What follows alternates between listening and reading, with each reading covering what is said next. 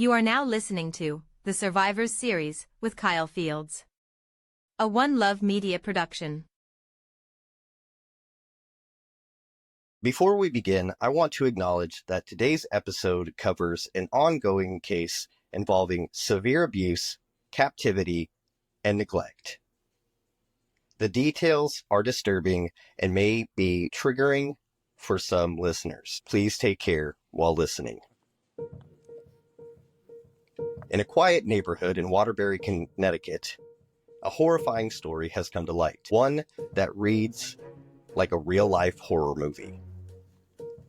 A 32-year-old man held captive for over 2 decades found his freedom by setting his own prison ablaze.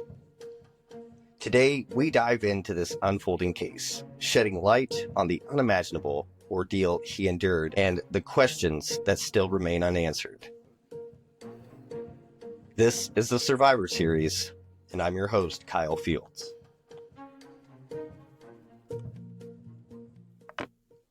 On February 17th, 2025, emergency responders rushed to a house fire on Blake Street in Waterbury.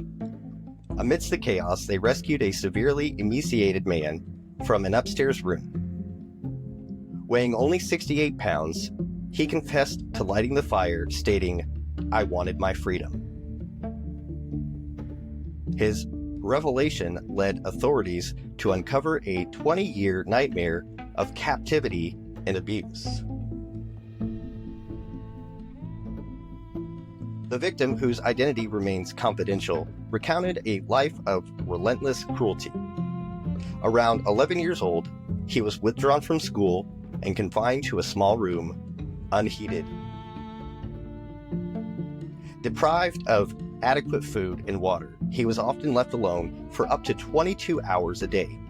His living conditions were described by police as worse than jail cells, highlighting the severity of his mistreatment. Kimberly Sullivan, the victim's 56-year-old stepmother, has been arrested and charged with multiple offenses, including first-degree assault, second-degree kidnapping, first-degree unlawful restraint, cruelty to persons, and first-degree reckless endangerment. She is currently held on a $300,000 bond.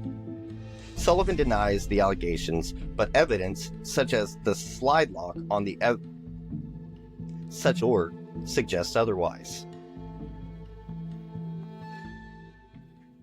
This case has raised significant concerns about community and systemic oversight.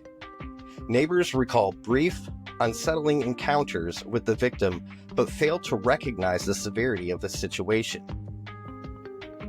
Additionally, former school officials reported concerns about the victim's well-being over 2 decades ago, including suspicions of neglect and malnourishment. Despite these early warnings, effective intervention was lacking, allowing the abuse to persist unchecked.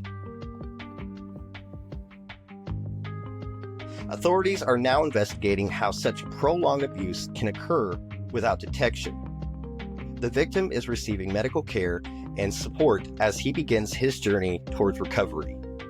Community members and organizations are rallying to provide support, emphasizing the need for vigilance and a timely intervention in preventing such tragedies. This case serves as a stark reminder of the potential consequences of unchecked abuse and the importance of community awareness. As this investigation unfolds, we will continue to provide updates, shedding light on the resilience of survivors and the imperative to protect the vulnerable. Thank you for joining us on this special episode of the Survivor Series. Stay safe, stay vigilant, and remember, survival is only the beginning. I'm Kyle Fields. If you suspect someone is being abused or neglected, please contact the appropriate authorities.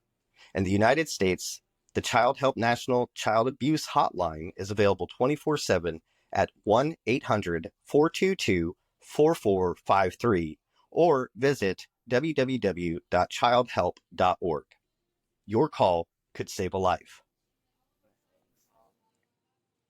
This is an ongoing investigation, We will provide updates as more information becomes available. Please stay tuned to the Survivor series for the latest developments. The Survivor series is hosted by Kyle Fields. This episode was written and produced by Kyle Fields, research assistance by Mary Gonzalez. Special thanks to our listeners for their continued support.